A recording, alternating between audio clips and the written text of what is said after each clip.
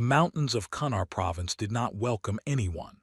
They rose from the valley floor in jagged, unforgiving walls, black at night, bone-white in summer heat, and they had been swallowing soldiers since Alexander the Great made the mistake of thinking he could hold them. Chief Petty Officer Marcus Webb had read that history. It had not made him feel better. He stood at the tailgate of the MH-60M Black Hawk as it banked hard west, the rotors fighting the thin air at 9,400 feet. Behind him, 5 men checked their gear in silence. There was no conversation on insertion flights. Every man had learned that lesson the hard way, some on their first deployment, some earlier than that. You did not talk. You breathed. You ran through the scenario one more time in your head, found the thing most likely to go wrong, and made peace with it. Webb's team was designated Golf 6. Officially, they did not exist tonight. The mission was what the Joint Special Operations Command called a sensitive site exploitation, a phrase that translated in plain English to go into a place that will try to kill you, find a person, bring that person out, and do not let anyone know you were ever there. The asset was a Yemeni man named Tariq al-Razi, a former signals intelligence analyst for a regional weapons network who had made contact with a CIA handler in Oman 3 weeks earlier. He was being held, voluntarily or otherwise, nobody was certain, at a fortified compound in the Waghel Valley, 8 kilometers from the Pakistani border. Intelligence rated the compound as lightly guarded, 12 to 15 fighters, maybe 20 on a bad night. Webb had learned to multiply every intelligence estimate by 2 and add 15% for the things nobody knew. That math gave him a number he didn't love. The bird dropped to 50 feet above the ridgeline and the crew chief tapped Webb's shoulder twice. Webb stood, looked back at his men one last time, Petty Officer First Class Danny Rojas, the team's sniper, Petty Officer Second Class Marcus Doc Ortega, the medic, Senior Chief Luis Fuentes, the oldest man on any bird Webb had ever been on, and 2 junior operators, Hayes and Decker, both on their second combat deployment but acting like veterans, which was a good sign. Webb jumped. The landing was clean. 6 men, 6 safe touchdowns on a rocky plateau south of the target. The helicopter was gone before they had taken their first steps north, its noise folding into the wind. Webb checked his watch. 1:34. They had 93 minutes before first light made them visible on the ridgeline. They moved in a staggered column, Rojas on point with his night optics up, Webb second, Fuentes behind him. The terrain was a nightmare of loose shale and terraced fields that had not been farmed in years. Every step required attention. Every shadow required a pause and a scan. They communicated in hand signals and the occasional click of a radio squelch. 1 click for stop, 2 for move, 3 for danger. They had rehearsed it so many times that it had become a kind of language, as natural and unconscious as breathing. At 2:01, Rojas raised a fist. The column froze. Webb moved up beside him and looked through his own optics. 300 meters ahead, on the track that led to the compound's outer wall, 2 men sat on plastic chairs with AK-pattern rifles across their laps. They were talking. One of them was smoking, the orange coal of his cigarette visible clear as a lighthouse through the night vision. Webb studied them for 90 seconds. He noted the body language, relaxed, bored, the posture of men who had been doing this for months and had stopped expecting anything to happen. He noted the terrain between his team and the guards. He noted the walls beyond them, the 2 guard towers, and the faint yellow light leaking from a window on the compound's 2nd floor. He also noted something else, something that did not fit the briefing. On the eastern wall, tucked into a sandbag position that had not been in any of the satellite imagery, was a heavy machine gun on a tripod mount. A DSHK Soviet-era, but still capable of cutting a man in half at 800 meters. It was manned. The gunner was not asleep. Webb pulled back, moved to Fuentes and whispered 2 words, "Bigger problem." Fuentes looked through his optics, spent 10 seconds, and gave a single slow nod. He had the expression of a man doing arithmetic he did not like. Webb radioed the Joint Operations Center at Bagram in a compressed burst transmission. 31 words. The essence. Compound defenses exceed intelligence profile, requesting updated imagery and confirmation of asset location. He pressed the earpiece and waited. The response came back in 40 seconds. It was not what he wanted. The imagery was current as of 18 hours ago. The heavy gun had not been in the original assessment because it had not been there 18 hours ago. As for asset location, second floor, northwest corner, unchanged. Webb stared at the compound for a long moment. The DSHK on the eastern wall, the two guards on the track, the lights, the wait of 90 minutes until dawn. Beside him, Rojas shifted his weight and exhaled slowly through his nose. "We're going in," Webb said. Nobody argued. That was the thing about this team. They had been together long enough that disagreement came in the form of questions, not resistance, and nobody had a question that changed the math. The asset was in there. The intelligence on the hard drive he was carrying was worth more lives than theirs. That was not a comfortable thought, but it was a true one, and truth was the only currency that mattered out here in the dark. They moved forward. The shale shifted under their boots. The stars above them were extraordinary, the kind of sky you only saw at altitude and in war, impossibly bright and completely indifferent. At 2:18, the compound was 200 meters ahead. At 2:19, the world exploded. The first burst of fire came from the left, from a position in the scrub brush that had not shown up in any optics, because whoever placed it knew exactly how to hide from optics. A PKM machine gun, firing in disciplined 3-round bursts, walked a line of green tracers directly across the team's forward path.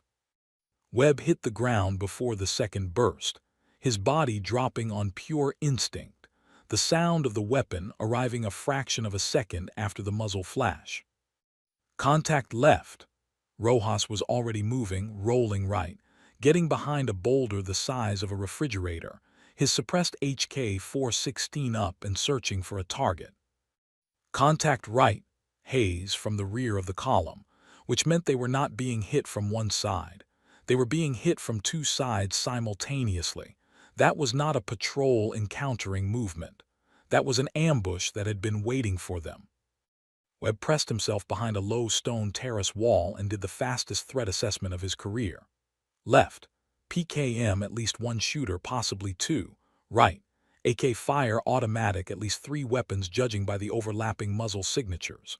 Behind them, the ridgeline and a 900-foot drop. Ahead, the compound, which had just turned its exterior lights off, a tactical move, denying the SEAL team any ambient illumination, and from which new figures were emerging through the front gate. Doc Ortega low-crawled to Webb's position, dragging Hayes by the drag handle on his kit. Hayes had a wound. Webb could see the dark stain spreading on his left thigh. Not arterial. Ortega was already cutting the trouser leg. "How bad?" Webb said. "He'll walk," Ortega said, his voice the particular flatness of a man who had made this assessment many times before. "Won't run. Not tonight." Webb keyed his radio. "Golf 6 to Bagram, we are in contact. Grid Echo 7, request immediate CAS. Close air support. Jets or rotary wing, anything with a gun or a bomb." He transmitted the grid coordinates and waited. "Golf 6 standby. All CAS assets are engaged, minimum 19 minutes. 19 minutes. Webb looked at Hayes's leg. He looked at the tracers crossing 20 meters to his right. He looked at the compound gate, where he could now count, through his NVGs, in the pulsing light of muzzle flashes, at least 8 additional fighters spreading into covered positions along the approach. 8 new fighters plus the original machine gun nests meant they were looking at a force of at minimum 25, probably more. Against 6, one of whom was now a casualty. Fuentes appeared at Webb's left elbow, as quiet as smoke. "There are more coming around the north wall," he said. "I count 4, maybe 5. They're going to try to box us." Boxing, the classic technique for destroying a small unit in the open, Fix them with fire from the front, encircle them from both flanks, tighten the ring until they either surrender or die. The SEALs had studied it in training. They had trained to break out of it, but breaking out required options, and Webb's options were evaporating by the second. He thought about the asset, Tariq al-Razi, a man he had never met, sitting somewhere on the second floor of that compound with a hard drive that the CIA had described, in language Webb had never forgotten, as potentially the most significant human acquisition in the Afghan theater in 3 years. 3 years. And they were 19 minutes from air support, pinned in a ravine, with a wounded man and the enemy closing from 3 sides. What was on that hard drive? Webb had been told enough to understand its weight, if not its full contents. Al-Razi had spent 6 years embedded in the logistics arm of a transnational weapons network that moved materials, precursor chemicals, electronic components, detonation systems, across 5 countries using legitimate commercial shipping infrastructure. He knew names. He knew accounts. He knew the ports, the front companies, the officials who looked the other way in exchange for payments made in currencies that didn't leave trails. The CIA had been trying to penetrate this network for 4 years. Al-Razi was not just an asset. He was the door. And if the fighters in that compound knew what he was carrying, if the ambush tonight was not a coincidence but a response to Al-Razi's contact with the CIA handler in Oman, then this was not just a fight for 6 men's lives. This was a fight over whether an entire intelligence operation lived or died. Webb made himself breathe slowly. He made himself think past the noise and the tracers and the arithmetic of men and weapons. He had been in bad situations before. He had been in situations that looked, on paper, unsurvivable. The thing you learned, the thing nobody could teach you, that you only absorbed through repetition, was that the situation as it appeared at its worst moment was almost never the complete picture. There was always something the enemy didn't know. There was always a variable that hadn't revealed itself yet. He did not yet know what that variable was, but he had learned, somewhere in the accumulated experience of 11 deployments, to keep fighting until it showed up. "Fuentes," he said, "I need you on the northern approach. Do not let them close that flank." "Copy," Fuentes said and was gone. "Rojas," Webb said, "what can you see?" Rojas, from his position behind the boulder, had his long gun out now, not the HK, but his suppressed .300 Win Mag. He was looking through the scope. "I've got the PKM gunner," he said. "I've got a firing solution." "Take it," Webb said. The rifle fired. Across the field, the PKM went silent. It bought them 60 seconds. 60 seconds of slightly less terrible, which in this situation felt almost like peace. And then the fighters from the north wall arrived at the ravine's eastern entrance, and the ring began to close, and Hayes gripped his rifle with both hands and looked at Webb with an expression that was not fear, exactly, but something adjacent to it, the look of a man who has accepted the math and found it does not add up. "Chief," he said quietly, "we're not getting out of this." Webb did not answer. He was listening to something. A sound or the absence of one. Something in the texture of the night that had just changed, very slightly, in a way he could not name. He would name it in the next 3 minutes. The ring tightened. Webb could feel it the way you feel weather not yet visible, but present in the pressure and the temperature, and the way the air moved. The northern approach had 5 fighters on it now, confirmed by Fuentes's quick radio burst. The eastern flank had at least 4 more pushing through the terraced fields. The PKM on the left was silent.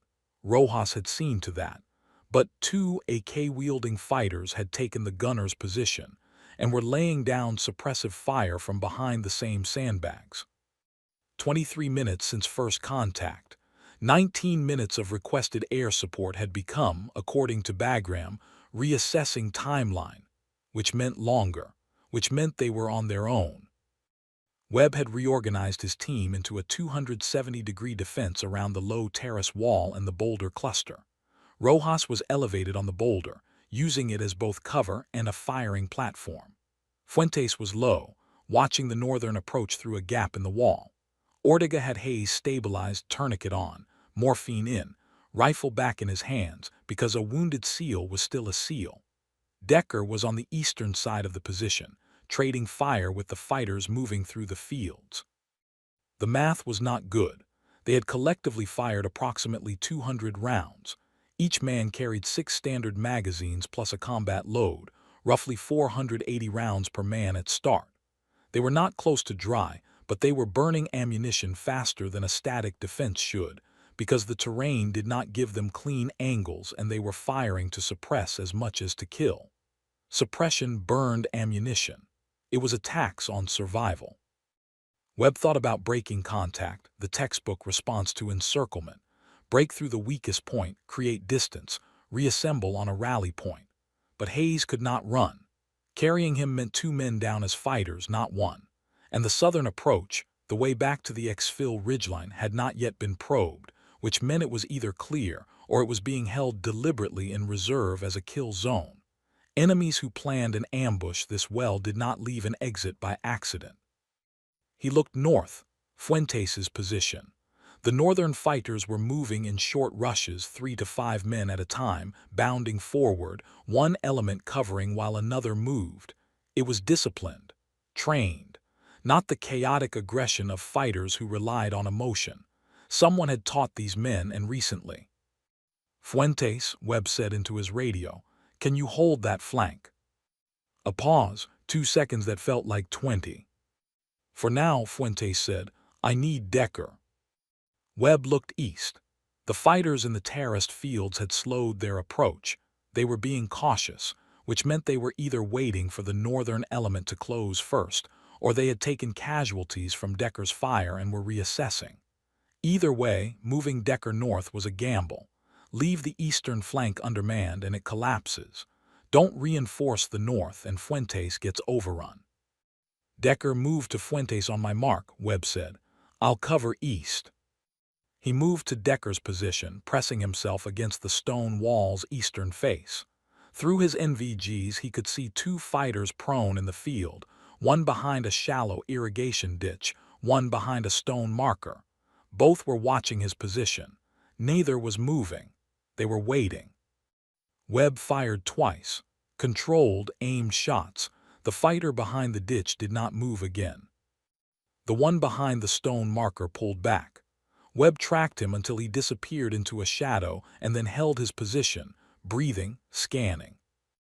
Decker was moving north.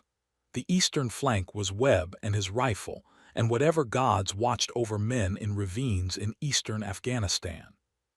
At 2:52, Rojas's voice came over the radio, quiet and careful. "Webb, I have a problem." "Say it." "There's a second element coming up the southern approach. 4 men, moving fast. South, the supposed exit." Webb had known it was too clean. The ambush commanders had held it until the SEALs were fully occupied. Standard technique. Wait until your target is fighting on 3 fronts, then close the last exit and compress them into a pocket the size of a boxing ring, and then it ends. The team had nothing to the south, nobody to cover it.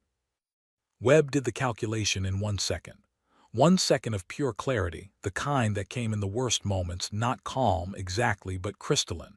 He could break east, take the fight to the slower-moving element in the fields and punch through, dragging Hayes, leaving the northern and southern elements behind.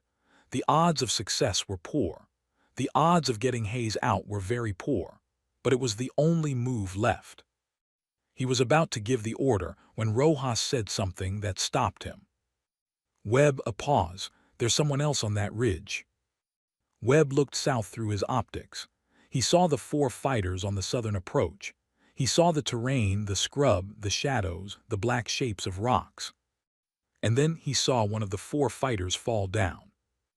Not drop to prone position. Fall. Backward. The way a man falls when something hits him at high velocity from a very long distance, with no warning and almost no sound. A second later, another one fell. Webb pressed his earpiece. Nobody had fired from Golf 6's position. He checked his team on the radio. Rojas, Fuentes, Decker, Ortega, all accounted for. None of them had taken the shots. Someone else had. A third fighter on the southern approach turned to run. He made it 4 steps. The fourth man dropped his weapon and flattened himself against the ground. For 30 seconds, nothing happened. Then, very slowly, he began crawling backward the way he had come and disappeared into the darkness of the valley below. The southern approach was clear. Webb stared at the space where 4 armed men had been standing 9 seconds ago. 3 of them were down and not moving. The 4th was gone. "Rojas," he said, "where did those shots come from?" Rojas was quiet for a moment. When he spoke, his voice had something in it that Webb had never heard before from Danny Rojas, something approaching awe. 800 meters northeast, Rojas said. "Ridgeline, I can't see the shooter." 800 meters, in the dark, with a suppressed weapon. Webb looked north, where the fighters on Fuentes' flank were still pressing. He looked east at the fields. He looked at his team, exhausted, low on information, 1 man wounded, surrounded. And then the shots started coming from the northeast ridge in a rhythm that was unhurried and precise and inexorable.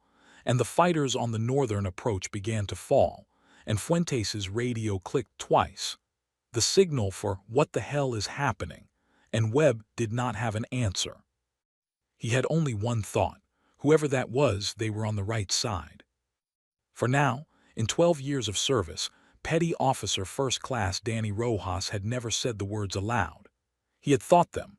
Every operator thought them at least once, usually on their worst night.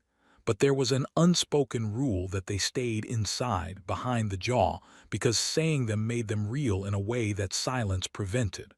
Rojas had held them for 12 years.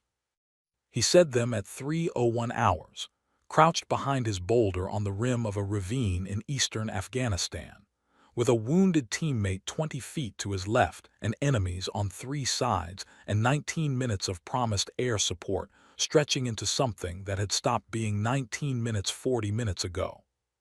"We're done," he said. He said it quietly, not into the radio, just into the air between himself and the rock face. A private reckoning. And then he put his eye back to his scope and found the next target on the northern approach and fired, because that was what you did regardless of what you thought. Webb heard it. He was close enough. He did not respond to it because responding to it gave it more weight than a man in Rojas's position deserved to carry. Rojas was not a man who quit. Saying the words was not quitting, it was a valve, a release. It meant he was still functioning, still present enough to measure the situation honestly. The men who were truly finished didn't say anything at all. But the truth of the words sat between them in the dark. The second ambush element had materialized on the eastern ridge while they were managing the northern and southern approaches. 4 additional fighters, well-positioned, able to look down into the ravine at the SEAL team's entire defensive arrangement with a clarity that their ground-level cover could not counter. It was tactically a near-perfect kill box. High ground to the east, encirclement from north and south, fire from the west. The ravine was not a defensive position, it was a container. Doc Ortega worked on Hayes by feel and by the tiny filtered beam of a medical penlight. The morphine had leveled Hayes's pain out, but the tourniquet needed monitoring and the secondary wound. A fragment hit on his right forearm, which Hayes had not mentioned for 20 minutes because Hayes was exactly that kind of man, needed cleaning and a pressure wrap. Ortega did all of it in the dark under fire with the precision of a man who had been doing this since Fallujah, which he had. "Still with me," Ortega said. "Still here," Hayes said. "Good, keep being here." "Copy that." The fighters on the eastern ridge opened up with 2 RPG rounds in quick succession. The first detonated against the boulder that Rojas was using as a platform, shaking it hard enough that Rojas was thrown sideways and spent 3 seconds getting his bearings. The second hit the terrace wall above Webb's position and brought a section of it down in a cascade of limestone and dust. Webb caught a fragment across his cheek, small, not deep, the kind of wound that bled impressively and meant nothing. He pressed his glove against it and kept moving. Fuentes had killed 3 fighters on the northern approach. The 4th had been hit but was still moving, crawling, pulling himself through the scrub, calling out in Pashto. Fuentes did not fire again. A crawling wounded man was not a threat. The sound he was making was a map of his position, and that information was worth more than a kill. At 3:03, Webb transmitted again to Bagram. The response was almost unchanged. Air assets had been retasked to a mass casualty event at a FOB 50 kilometers east. A QRF, Quick Reaction Force, was spinning up but would not reach the exfil LZ for no less than 31 minutes. 31 minutes. Webb read back the number to confirm it, and the radio operator at Bagram confirmed it. And there was a quality in the silence that followed that Webb had never heard from a Bagram radio operator before. Something like apology. Webb set down the handset. He looked at his team. He looked at the terrain. He looked at the stars above the ravine's rim, which were still there, still extraordinary, still completely indifferent. He thought about Tariq al-Razi sitting in that compound 90 meters away with a hard drive that was worth more than 6 lives according to somebody's calculus. And he thought about the fact that that calculus had not included the possibility of a reinforced ambush team with knowledge of their insertion route. And he thought about how intelligence failures were always obvious in retrospect and never preventable in the moment. And then the shots from the northeast ridge started again. This time they were different, not the 2 or 3 precision shots of the southern approach. This was a systematic, methodical clearing operation conducted by a single shooter working from right to left across the eastern ridge's fighter positions. 1 shot, 3 seconds, 1 shot, 4 seconds, 1 shot. The rhythm of it was almost musical, not the crackle and percussion of a firefight, but something slower and more deliberate, like a craftsman at work. The fighters on the eastern ridge stopped firing, not because they were suppressed. A suppressed force returns fire, shifts position, tries to identify the threat. These men stop the way men stop when they have been reduced, in the space of 45 seconds, from 4 to 1, and the one who remains does not know where the shots are coming from or how to respond to something he cannot see. The last fighter on the eastern ridge made a decision. He stood up, which was either courage or panic, and ran. He made it 8 meters. Silence from the east. On the northern approach, the remaining fighters had halted their advance. The halt was not a pause, it was a cessation. They had heard the same sounds Webb had heard, from a different angle, and they had done the same arithmetic, and the arithmetic came out the same way regardless of which side of the ridgeline you were on. The radio clicked, a single encrypted ping, not from Bagram, not from any of Webb's team, from a source that had never appeared on any of Golf 6's frequencies before. Webb stared at the handset. The ping was followed by a text transmission, 5 characters, a grid coordinate, and 2 words. Move now. Rojas had his scope on the northeast ridge. He was scanning every shadow, every rock outcropping, every fold in the terrain at 800 meters and beyond. He found nothing. No heat signature. No movement, no trace of a shooter who had just changed the arithmetic of 5 men's survival in 6 minutes and 22 seconds. I can't find him, Rojas said. Doesn't matter, Webb said. He was already moving toward Hayes, getting a hand under his arm. Up, we're moving. To that grid, Ortega said. To that grid, Webb said. Ortega looked at the coordinate on the handset screen. He looked at Webb. We don't know who that is. I know what they just did, Webb said. That's enough. It was not technically enough. Webb knew that. An unknown actor with an unknown agenda who had just saved 6 lives could have any number of reasons for doing so, not all of them good. But the alternative was staying in the ravine, and staying in the ravine was a decision with only one possible outcome. They moved. Fuentes first, covering north. Then Ortega with Hayes moving fast despite the leg. Then Decker and Webb backward, weapons up, covering the compound. Rojas last, his long gun slung, the HK up, watching everything. Behind them the compound was quiet. The lights were still off. Somewhere to the north, a wounded fighter was still making noise in the scrub, slower now, fatting. They moved northeast, 800 meters uphill through the dark, toward a man who had not announced himself, had not introduced himself, had not explained himself in any way except through a rifle barrel and 14 dead men. The coordinate resolved to a narrow shelf of rock at 10,100 feet elevation, screened on three sides by a natural windbreak of boulders that had been there since the Pleistocene, and had never appeared on any military topographic map, because military topographic maps were made for valleys and roads, not for the places where men like this one chose to exist. Webb reached the shelf first, Fuentes one step behind him, weapons raised. The figure was sitting with his back against the largest boulder, facing south, facing them, with a rifle across his knees that was pointed at the ground, and a posture that communicated with absolute economy that he had known they were coming for the last 4 minutes and had already decided not to shoot them. He was not wearing a uniform. He was wearing the kind of clothing that was neither civilian nor military but had been chosen deliberately to be ambiguous, a layered earth tone system that would read as local at distance and as nothing specific at close range.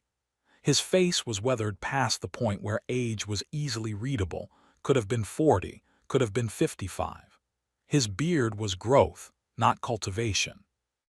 His eyes were the particular kind of steady that came from years of spending very long periods of time looking at things through high magnification glass. The rifle across his knees was a Macmillan TAC-50 with a suppressor attached, a custom scope, and modifications that Webb recognized as beyond standard issue, far beyond. The kind of platform that a man built himself over years, because he was going to be using it for a long time, and the standard issue version was not quite good enough for the specific distances and conditions he worked in. Golf 6, the man said, not a question, a statement that he already knew the answer to. Who are you? Webb said. Calloway. Calloway what? Just Calloway. He looked at Hayes, who was on Ortega's shoulder, pale but alert. Sit him down. The leg needs elevation. Ortega looked at Webb. Webb nodded, and Ortega eased Hayes down against the secondary boulder. Calloway watched this without moving and then looked back at Webb. I've been on this ridge for 11 days, he said. Doing what? Webb said. Watching that compound. He tilted his head south toward the valley. I knew the ambush was set before your bird touched down. The PKM nest on the western approach was emplaced 48 hours ago. The eastern ridge position was dug in 6 hours before your insertion. Somebody knew your route. Webb felt the cold of that settle into him. Knew your route. How? Unknown, but the ambush wasn't reactive, it was prepared. They weren't responding to you. They were waiting for you. Decker said quietly, leak. Nobody answered that. They all knew what it meant, and none of them wanted to say it out loud, because saying it meant the problem was not in the mountains of Kunar province. The problem was somewhere with a radio and a clearance level and access to Golf 6's insertion timeline. Why didn't you tell us? Fuentes said. The question had heat in it, not accusation exactly, but the edge of a man who had spent the last 40 minutes believing he was going to die. If you'd been watching for 11 days, you could have warned us. I have no sanctioned communication channel, Calloway said. I'm not supposed to be here. Silence. Webb looked at him. Clarify that. Calloway set the TAC-50 aside, not away, just to his right, where he could reach it in one motion if needed, and leaned his forearms on his knees. I'm running an unsanctioned surveillance operation on that compound. I was ordered off this area 6 weeks ago. I didn't go. He said it without apology or drama, a statement of fact like reporting weather. I've been documenting the weapons network logistics for 11 days. Al-Razi is not the only thing in that compound worth extracting. There are physical records, manifests, bank routing documents, contact lists stored in the basement of the North Wing. Nobody at Bagram knows they're there, because nobody at Bagram has had eyes on this compound for 11 consecutive days. Webb absorbed this. The asset they were sent for was real. The intelligence he was carrying was real. And apparently there was an additional intelligence layer underneath it that nobody in the chain of command knew existed, being documented by a man who was officially not here. "Who do you work for?" Webb said. Calloway looked at him for a moment. "Tonight, you." That was not an answer. Webb filed it and moved on, because there was a compound 90 meters below them with a wounded intelligence asset and a hard drive, and the fighters in the valley were not going to stay confused forever. "The 4 men on the southern approach," Webb said. 14 total, you planned that." "I knew the positions," Calloway said. "I had solutions pre-calculated for the most likely ambush scenario. When you walked into it, I worked the problem." "You dropped 14 targets in under 7 minutes, Rojas said. He was staring at Calloway with the expression of one expert evaluating another. "In the dark, unsuppressed positions, moving targets." "Some were stationary," Calloway said. He was not being modest, he was being precise. "Can you cover us if we go back in?" Webb said. Calloway picked up the TAC-50. "That's why I told you to come here." Wind shifted at 341, dropping 5 degrees in 2 minutes, the kind of change that mattered at 10,000 feet with a long-range precision rifle. Calloway felt it on the back of his neck before it registered in any measurable way, and made a small adjustment to his mental ballistic solution that he did not explain to anyone, because it was not the kind of thing that had a vocabulary outside the particular practice that had been his entire adult life. While Ortega finished with Hayes and the team reorganized, Webb sat with Calloway for 8 minutes. 8 minutes was not enough time to understand a man like this, but it was enough to understand the operational picture, which was what Webb needed. Calloway had been a member of a special activities unit that Webb had heard of but had no official knowledge of, a unit whose name was never spoken in briefings, and whose existence was acknowledged only in the negative spaces of other conversations. He had deployed to this theater 7 times across a 12-year career. He had been officially retired, the word he used, with the specific irony of a man who had been retired from something that does not technically exist 8 months ago. The retirement had followed a disagreement with his chain of command about the value of a surveillance program that his superiors believed was complete, and Calloway believed was not. "They pulled the operation because they got what they needed," Calloway said. "They didn't get what I knew was there." "The basement records," Webb said. "The basement records connect the weapons network to 3 government officials in 2 NATO partner countries," Calloway said. "Documented, photographed, time-stamped. The kind of evidence that ends careers at a ministerial level." He paused. "The kind of evidence that certain people would prefer did not exist." Webb studied him. "You think the leak on our insertion is connected to the network?" "The ambush was prepared 48 hours in advance," Calloway said. "Al-Razi made contact with your agency handler 26 days ago. The network had at minimum 36 days to prepare a response to potential extraction attempts. The preparation of the ambush aligns with that window." "You're saying someone in the network has a source inside our operations," Webb said. "I'm saying the timing is not coincidental," Calloway said. "What you do with that is your problem." It was a cold thing to say, and Calloway said it coldly, and Webb respected him for it because false warmth in this kind of conversation was its own form of dishonesty. "The records in the basement," Webb said. "Can we get them out tonight?" Calloway had thought about this. Webb could see it, not hesitation but the working through of a plan that had already been constructed in outline. There's a 60-second window during which the remaining fighters in the compound will be consolidating their defensive perimeter after losing the ambush force. They'll pull inward. It's the trained response to losing your outer screen element. That window opens approximately 20 minutes from now. During it, the northeast entry point, a utility access in the compound's water management wall, will be unmanned. You know the compound layout, Webb said. I've been looking at it for 11 days. Why not go in yourself? Calloway looked at him.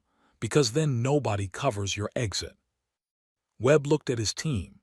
Hayes could not fight but could watch a fixed position. Ortega would stay with Hayes. That left Webb, Fuentes, Rojas, and Decker to go into the compound and come out with Alrazy, a hard drive, and whatever physical documents Calloway believed were in the basement. 4 men, against a compound that had been further alerted by the ambush and had, at last count, at least 15 fighters still inside. 18 minutes, Calloway said. He had a watch on his left wrist and a second one on his right. He was looking at the left one. I'll start suppressing the Western Guard positions at the 14-minute mark. That will draw attention west and create your angle of entry. And after we're inside, I work targets of opportunity from the ridge. Anything that moves outside the compound walls that isn't you. And inside. Inside is yours, he said. I can't see inside. It was honest. It was also the least reassuring thing Webb had heard all night, which was an impressive achievement given the night so far. Webb stood. He looked down at the compound, at the lights that were coming back on now, one by one, as the fighters inside tried to make sense of what had happened to their ambush force. He thought about Alrazy. He thought about the hard drive. He thought about basement records that connected a weapons network to men in suits in government buildings in capital cities. He thought about Calloway, unofficial, unsanctioned, 11 days on a ridge, acting on a belief that the operation was not finished. There was something almost theological about it. A man who stayed when he was told to leave because he knew something that others were not yet willing to know. Calloway, Webb said, when this is over, are you coming out with us? Calloway looked at the compound. He looked at the ridge. He looked at the TAC-50 in his hands with the expression of a man who has been asked a question he has already answered privately, a long time ago. 14 minutes, he said. Webb had done 31 direct action entries in his career. He had done them in Iraq and Afghanistan, and 2 countries he was not permitted to name.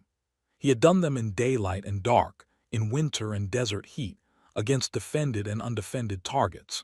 He had a system for the seconds before the threshold, a way of compressing everything personal into a very small space inside himself, setting it aside and becoming purely functional.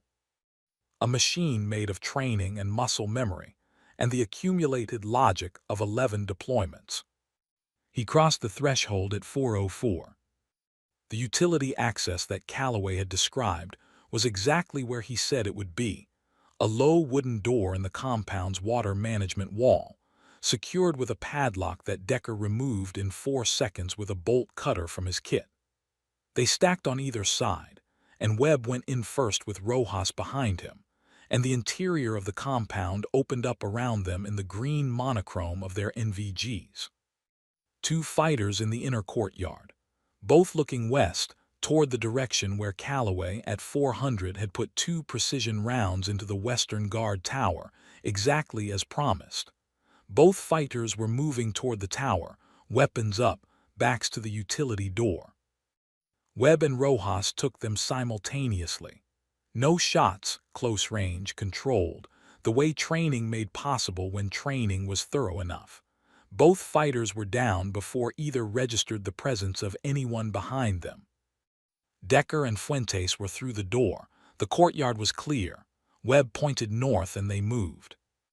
The compound's interior was laid out exactly as Calloway's description. A central courtyard, the main residential block to the north, a utility wing to the east, a storage building to the south, and the water management structure they had entered through. The second floor was accessible via a staircase on the north building's exterior wall. The basement of the north building was accessible via an interior stair from the ground floor. They needed both. Fuentes, Decker basement, Webb said over the radio, barely above a whisper. Al Razi on the second floor is Rojas and me. Rally at the entry point in 8 minutes. Fuentes touched his shoulder in acknowledgement, and he and Decker peeled away toward the north building's ground floor entrance. Webb and Rojas moved to the exterior stair. The staircase was exposed, 10 feet of vertical movement with no cover, visible from the roof of the utility building and from the southern wall. Webb looked at both positions, saw no movement, and went up. The second floor corridor had 2 doors. Calloway had said northwest corner. Webb moved to the far door, paused, listened. Faint sound, breathing, and the quiet specific sound of a person trying not to make any sound at all. He knocked once, very softly, with a particular rhythm. 1, 2, pause, 1. The sound of a CIA authentication protocol that Al Razi had been given in Oman 26 days ago, for exactly this moment. A pause, then from behind the door, 1, 2, pause, 1. Webb opened the door. Tariq Al Razi was a small man, compact, narrow-shouldered, with the pallor of someone who had been indoors under stress for a long time. He was dressed in a local shalwar kameez that was too large for him. He was holding a waterproof hard case against his chest, with both arms the way a man holds something he has already decided to die for, if that is what it comes to. He looked at Webb. His eyes were very calm. He had been waiting for this for 11 days, and the waiting had used up whatever fear he had available. "American," he said. "Yes," Webb said. Al Razi closed his eyes for a half-second. Then he opened them and said, "There are more of them than you think." "I know," Webb said. "Can you run?" "I can run." They moved. At the bottom of the staircase, a fighter came around the corner of the north building at a jog, not expecting what he found. He found Rojas, and Rojas resolved the problem before it became a problem. But the noise of it, a short burst that echoed in the courtyard, was enough. Voices from the south building. Running feet on the roof of the utility wing. The window that Calloway had described was closing. Fuentes' voice on the radio. "Basement is live. We have materials moving to rally." "Move fast," Webb said. They converged at the utility door. Webb, Rojas, Al Razi.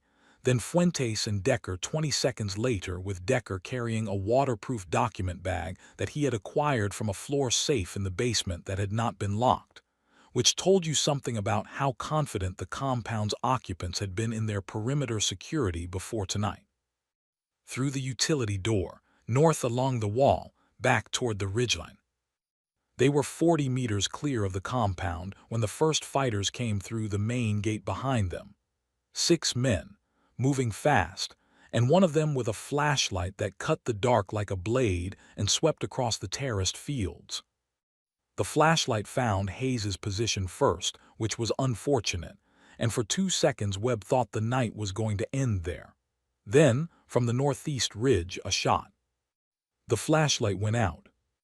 5 seconds of silence. Then the fighters retreated back inside the compound wall. They ran. Webb ran with Al Razi beside him, the Yemeni man breathing in controlled, disciplined bursts, a man who had kept himself in shape during his captivity, because some part of him had always believed this moment was coming. Fuentes carried the document bag. Decker and Rojas covered the rear. At 4:19, Webb transmitted the exfil signal. At 4:23, the MH-60M cleared the ridgeline to the south.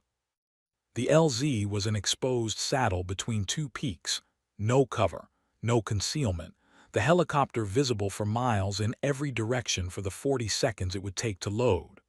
Webb had loaded men onto helicopters under fire before. The technique was speed and aggression, and the specific trust in your pilots that only came from knowing them. The bird flared and the wheels hit the rock, and they were moving before the dust settled. Hayes first, then Al Razi, then Ortega, then Decker, Fuentes, Rojas. Webb last, as always. He was at the helicopter door when he remembered. He turned and looked back north toward the ridge where Calloway was. Through the darkness, 800 meters away, he could not see anything, no movement, no light, no signal. "Calloway," Webb said into the radio. "We're at the Bird, come in." Static, then clearly. "Negative. I have 3 more targets acquiring the LZ. Get your people out." 2 shots from the northeast ridge, in the rhythm Webb had learned to recognize in the last 90 minutes. The eastern approach to the LZ went quiet.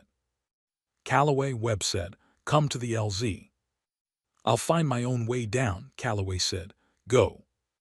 The crew chief was pulling at Webb's arm. The rotors were at full pitch. Al Razy was looking at him from inside the cabin with those calm, exhausted eyes. Webb stepped onto the helicopter. The crew chief pulled the door. The Bird lifted.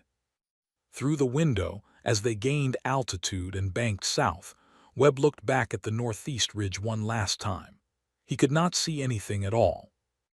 Bagram Airfield looked the same at 5:11 as it looked at any other hour. Lit, noisy, insomnia industrial, the eternal machinery of a long war running in every building simultaneously.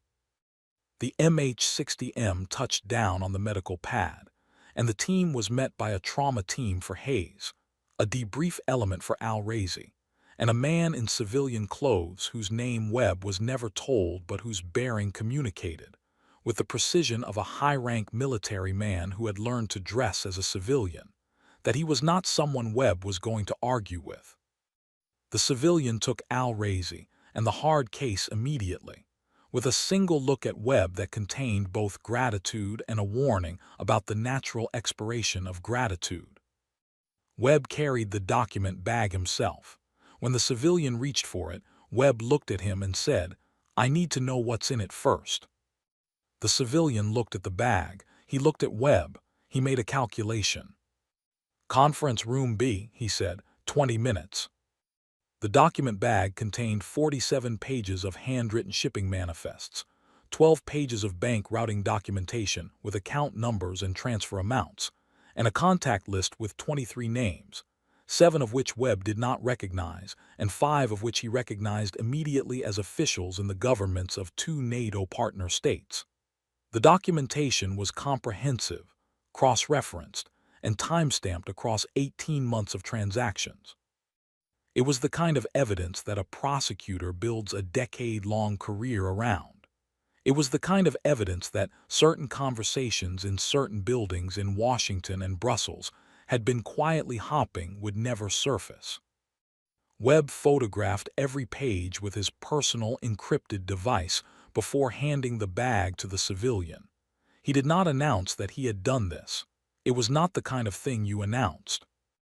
At 6:38, a 2-star general arrived at Bagram and sat down across from Webb in a room that had been swept for listening devices, which told Webb something about the nature of the conversation that was about to occur. The general was not unkind. He was professional, measured, and very clear. The after-action report for Operation Golf 6 would reflect an ambush engagement, successful asset extraction, and the recovery of associated intelligence materials. The after-action report would not include any reference to additional personnel present at the engagement site. It would not include any reference to prepositioned intelligence regarding the compound's basement records. It would not include any reference to an individual named Calloway. "He doesn't exist in this operation," the general said. "He saved my team," Webb said. "I understand that," the general said. "And I want you to understand that I am not dismissing what that means. What I'm asking you to understand is that his presence here has implications that go beyond this operation, beyond this theater, and beyond anything I can table in this room with you this morning." Webb looked at him. "The names in those documents, the officials." The general was quiet for 4 seconds. "Your report should reflect only what Golf 6 observed and experienced as a 6-man element." It was not a question. Webb wrote the report. It took him 2 hours. It was accurate in every particular that the general had identified and incomplete in every way that mattered. Webb filed it through the secure system and then sat for a long time in the room alone, the cursor blinking in the empty field where additional personnel would normally be recorded, and thought about a man on a ridge in the dark who had stayed past the official end of things because he knew the official end was wrong. The hard drive that Al-Razi had carried out of the compound, the original reason for the mission, yielded, over the following 8 weeks, intelligence that enabled the disruption of 3 separate weapons shipments and the identification of 11 logistics nodes in the network. A classified report credited the information to a human intelligence asset and did not mention the Kunar province engagement at all. The disruption of the network was briefed to the relevant congressional oversight committees in closed session. The names from the basement documents were never mentioned in any briefing that Webb was ever made aware of. 3 of his team received classified commendations. The commendations cited exceptional performance in a complex direct action environment. The words used were accurate and said nothing. Hayes recovered fully. He was back on a bird 4 months later. Fuentes retired the following year, honorably, deliberately on his own terms, which was more than most got. Rojas was promoted to chief petty officer. He never said those 3 words again. Webb requested Calloway's personnel record through every channel available to him, official and unofficial. He received, collectively, 3 responses, 2 that confirmed no record existed and 1 that confirmed no record could be provided. He did not know which of those answers was true. He thought about Calloway often. Not obsessively, he was not that kind of man, but in the way that you think about something that doesn't resolve, that sits at the edge of your understanding like a question that has no clean answer. What made a man stay on a ridge 11 days alone, unauthorized, on behalf of an operation that had officially ended, for no recognition and no record and nothing that would ever appear on any document that any living person would be permitted to read? Webb thought he knew the answer. He thought it was the same thing that had kept Gulf 6 moving forward in a ravine in eastern Afghanistan with 1 man down and fire from 3 sides. Not orders, not doctrine. Something underneath all of that, older, simpler, harder to name. The refusal to leave when leaving was wrong. The refusal to stop when stopping meant something you could not live with. 7 months after the operation, a padded envelope arrived at Webb's home address, an address that was not listed anywhere, that Webb had never provided to any military database, that should have been impossible to know. Inside was a single photograph printed on standard matte paper. No note, no postmark he could identify, no return address. The photograph showed a ridgeline at dawn, a view from elevation, looking south into a valley Webb recognized. The light was early morning, golden, the kind of light that made the mountains look almost forgiving. In the foreground, arranged in the loose shale of the ridgeline, were 14 small white stones, placed in a loose grid, each one marking a position. At the bottom right corner of the photograph, very small, a single letter, C. Webb looked at the photograph for a long time. He thought about a man on a ridge who had seen everything, recorded everything, and left no trace except the work itself and the people who were still alive because of it. He thought about the names in the basement documents and what it meant that those names had disappeared into a system that was not designed for transparency. He thought about the 14 targets dropped in 6 minutes in the dark at 800 meters, and the photograph with its 14 stones, and the quiet, comprehensive way that some men made their accounting. He put the photograph in a locked drawer in his desk at home. He did not report receiving it. He did not destroy it. He kept it because it was the only true document of what had actually happened that night, made by the one person who had no obligation to tell the truth, and had told it anyway, in the only language that kind of man trusted. The language of precision, the language of the long shot, 14 stones, 14 facts, immovable, undeniable, real. And